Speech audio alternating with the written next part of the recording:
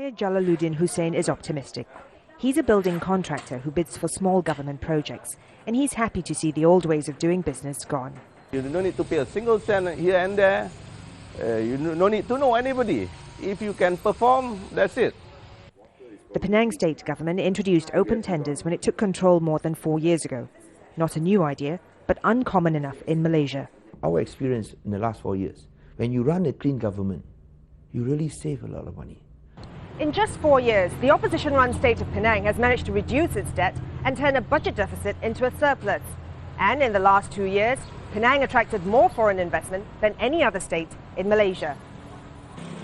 Some people say the state's chief minister doesn't deserve all the credit, and that Penang's success is due partly to the infrastructure put in place by the previous government. And there's also Prime Minister Najib Razak. Since taking office in 2009, he's introduced a set of economic reforms aimed at turning Malaysia into a high-income nation.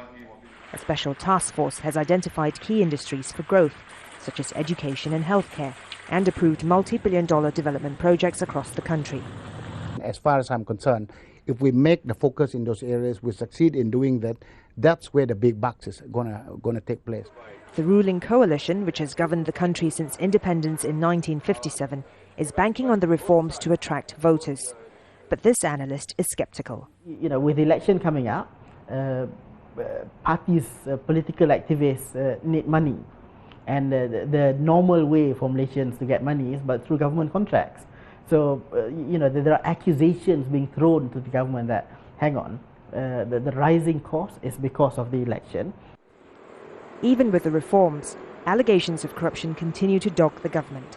Just this month, questions were raised when a company with little experience won the contract to build a mass rail system in the capital. Its bid was higher than its competitors. Back in Penang, for the opposition alliance, it's a chance to capitalise on its track record.